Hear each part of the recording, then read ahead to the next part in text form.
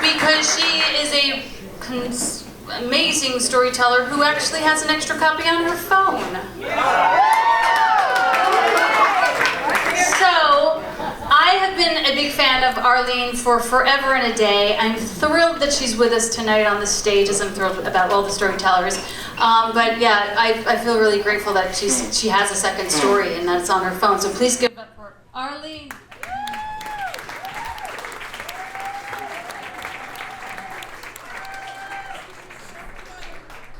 Someone is going to go home with my story in your notebook. You are going to look at it and you're going to say, oh my God, she's a genius. One thing that I would like to say is that when Maureen was in my Page to Stage class, what? Found it! What?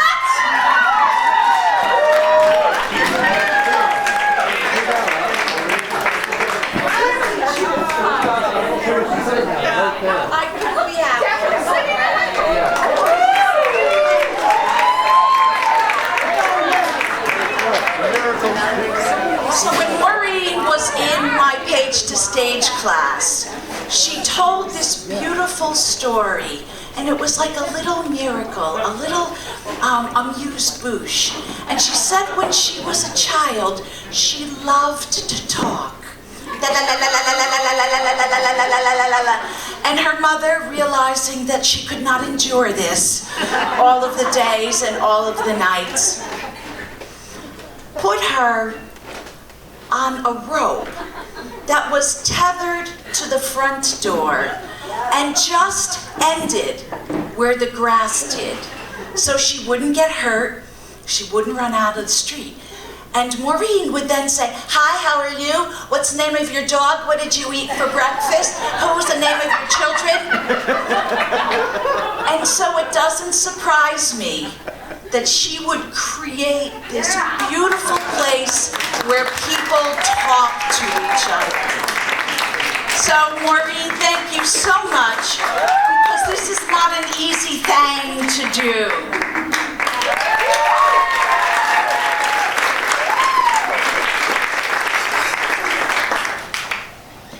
It's a Sunday afternoon, and I hear the ringing.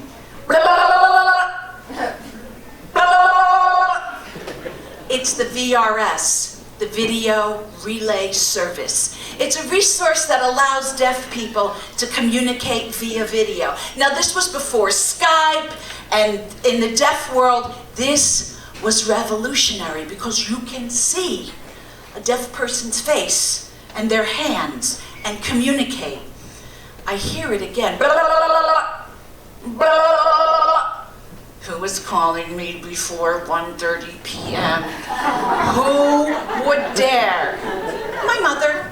My deaf mother was calling me. No matter how much I begged her, please don't call me before 3, not early.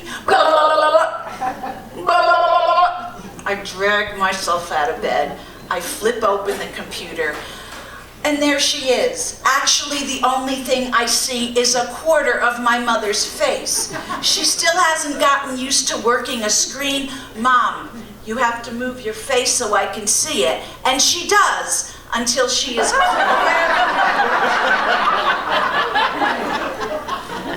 My mother then brightens and says, hi, Arlene, what's the matter? You still asleep in the afternoon? Your eyes look so much tired. You use eye cream? You're not young no more. Her face then gives me the approximation of a zombie walking through a death zone. I don't look like that. My pointer finger and my thumb bounce off of each other, the sign for no. She smirks. You're not young anymore. Then she continues, I'm fine. Now, my mother has this white tuft of hair that makes her look like a Q-tip, and she's wearing a shirt with squirrels frolicking in the front of it. I say to her, I like your shirt. She beams, can you see the sparkle? I wish I had more shirt with animals, maybe monkey or rabbit. I think that one shirt with animals and sparkles are enough. And then, although my face gives a sign for dazzling, my eyes tell a completely different story. She looks, "You're jealous. How are you?" "You know, I'm fine." "Okay, good, fine. You know." What I don't tell my mother is I am beginning to stand up from a bone-ripping depression that had knocked me down with the force of a fire hose. I had been experiencing a bad pocket of my chronic depression and panic disorder, and I felt like I was just rotting from the inside out. I didn't want my parents to worry. Besides, I knew that my father's mother had committed suicide years before, and he's never talked about it. So, I mean, how can I talk to them about this? My mother shifts in her seat and gives me an impy, sly look. "My friend's going to come to Chicago." I lift my hands to reply, but then she continues, "And they will stay with you." What? Who? I signed back to her. "Don't worry, you don't know them." What? Who? We met them, Mark 7 camp. You met them at Senior Citizens Deaf Camp for the summer, for people in the Poconos, and now they're coming to stay with me? Yes, of course. They could be murderers. And my mother's face looks at me in disbelief. "You worry so much. I never see the TV that death kill people." And I mean, she does have a point. Because in the deaf community, it's small and it's insular, and everybody has an intimate connection to each other. In the deaf world, it's not 6 degrees of separation. It's 0.00001. In our culture, it is what you do is you hug and you kiss somebody, even if you meet them for the first time, especially if you meet them for the first time. So, Dom and Debbie come to stay with me at my house. And they hug me and they kiss me, even though they've just met me. And she is wearing a shirt with kittens frolicking across the front of it. And I think to myself, no wonder my mother likes her. And they are both lovely people, but I hide the knives just in case. I ask in sign language, "What do you want to do when you're here?" And Debbie takes out a long list entitled, "Places Exciting." I didn't even know that there were so many places exciting in Chicago. And even though I am not feeling well, I say, "I'll be happy to take you." Her face wrinkles up and she says, "We're old people, don't waste your time." I say yes, they say no, I say yes, they say no, I say yes, they say okay. And then they kiss me some more. I ask them, "What's the most important thing?" My hands creating a circle, the sign for valuable, important, worthy. They think, they debate, they discuss, they decide. Millennium Park, great, I sign. Art Institute, fantastic. American Doll Store. What? The American Doll Store. I try to hide my snootiness, but $148 for a plastic doll that doesn't even talk or move or pee? The only thing these dolls got is a backstory. The doll Mirasol Luna realizes that she is a born dancer. When her family moves from Chicago to the suburbs, Marisol uses dance to help her persevere. Persevere the suburbs? I mean, what? She can't bear the sight of another strip mall?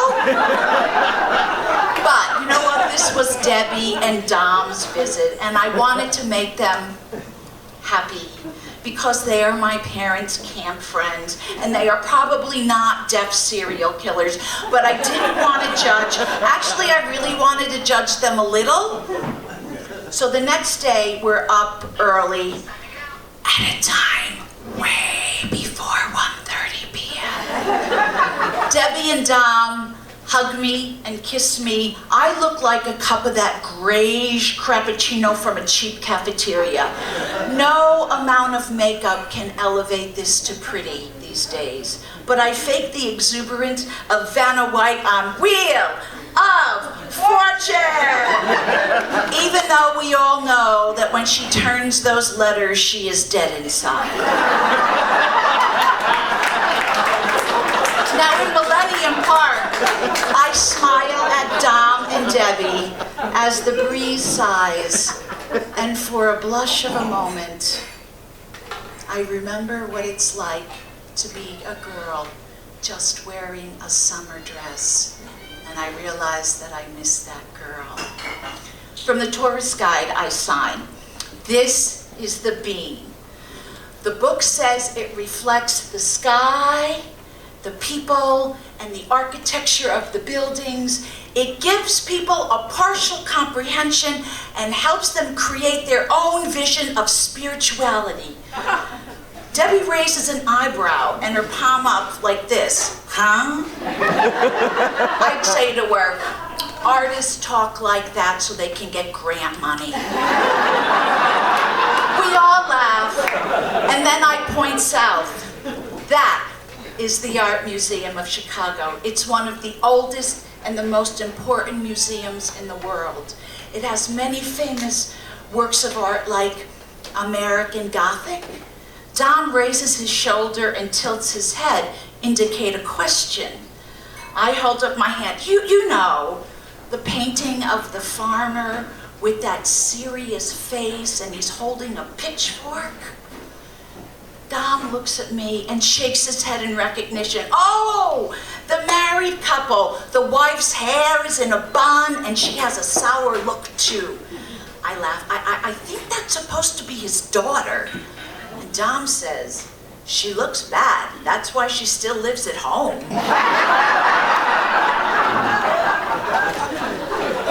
In the Art Museum, the thought of gliding from one dark room to another dark, quiet room just sounds perfect. I just needed a few moments of respite from this cheery chirping that I needed to do to navigate this trip. I didn't want to tell Dom and Debbie about how I felt because I didn't want to be judged and evaluated and scrutinized by the entire deaf community, and they are vicious. But having to perform happiness all the time is exhausting when you don't feel well. So much energy goes into hiding my mental illness, trying to will it away, trying to appear well and happy, never letting on about the secrecy, the shame, the silence. I listen to the shame. Mental illness counts on that. And shame always grows. It ignites and destroys everything that is good about us. And that shame creates a space between my authentic self and the self that I portray to the world. I do it to survive. Now, the special exhibit in the museum is Edward Munch, Becoming. And at the center of it is his most famous work, The Screen. It's the painting of a hairless person with a twisted, shrieking mouth, eyes wide open with fear, hands to their face. It is just pure, raw, terrifying emotion. It makes you catch your breath. When I walked into the Munch Gallery, the crowd that had just thronged the painting minutes before somehow parted, and there I was, standing eye to eye with the screen. Now, up until then, I had only glanced at copies of the painting, but now I recognized the voice that reverberated from its never-ending despair. It rang in my ears. I wanted to make that sound right here, right now. Debbie comes to me and she says, "This is so awful. I've never seen suffering like that." And I wanted to howl at her, "Look right in front of you. This is how I feel inside of my mind." Because during the difficult pockets of my mental illness, there is also another space that left a void, because I wasn't creating. And for me, creating is like coming home. My voice as an artist had been fallow for so long, and I was ashamed of that. But the truth was, I didn't know if it was possible for me to be both sick and a writer at the same time.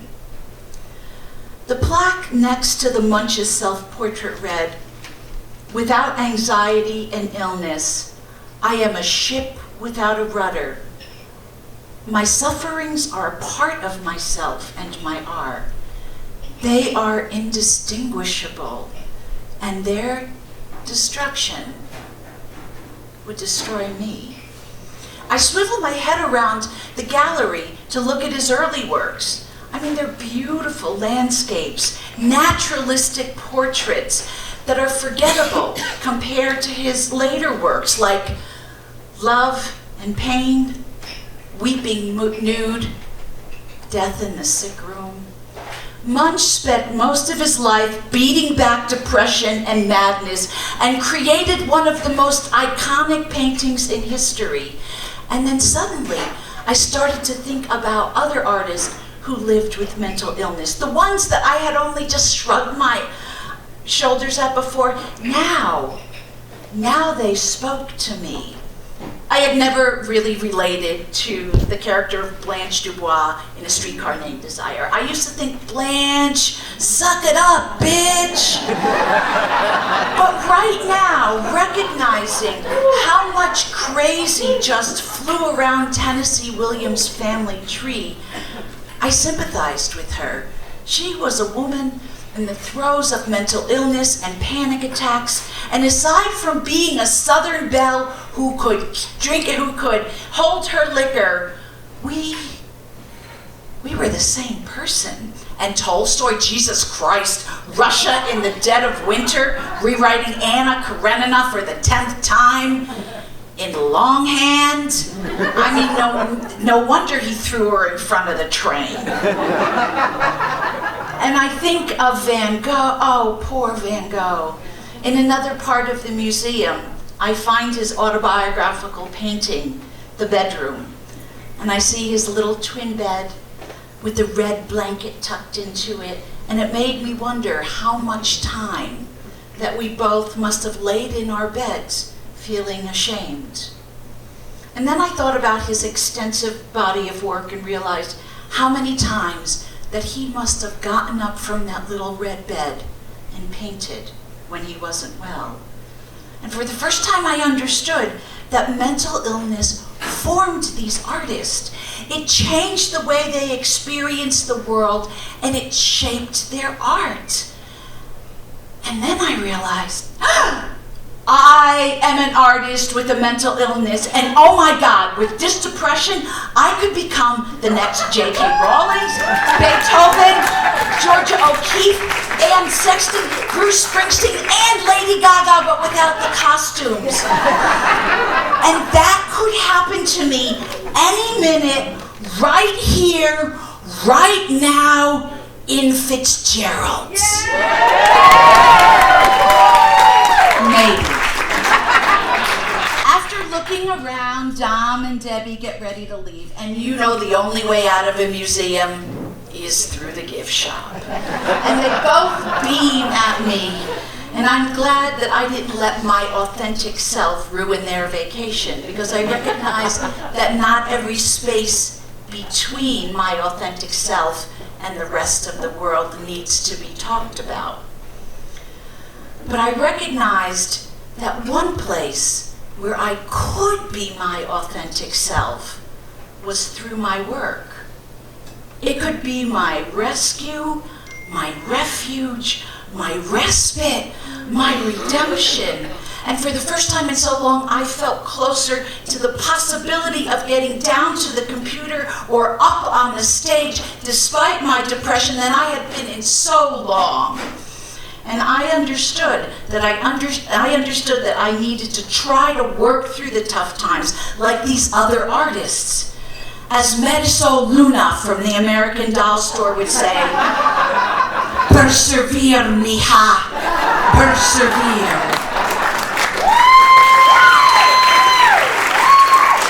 Now, the museum gift shop was a riot of noise and movement, and I watched Dom take a selfie of him and Debbie posed under an umbrella emblazoned with the haunted face of Munch's scream. And I had this sudden whoosh of anger. How could they think about trivializing this man's mental illness by selling t-shirts and keychains and mugs? How dare this museum capitalize on his pain so people can have artsy stuff to give as secret Santa gifts?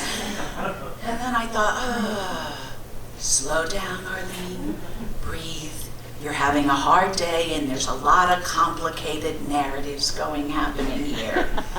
So Debbie paid for her Munch mouse pad, kisses, hugs me, and kisses me some more and says, when I talk to your mother on VRS, I will tell her you're a wonderful girl.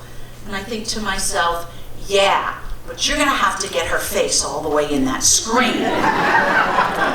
And as we walk out into the Chicago sun towards Marisol and the American Doll Store, I let myself imagine for just one moment that sitting there on the shelves of the museum gift shop, right next to the Starry, Starry Night drink coasters, is a shot glass with my depressed face emblazoned on it. Now that would make a badass Secret Santa gift.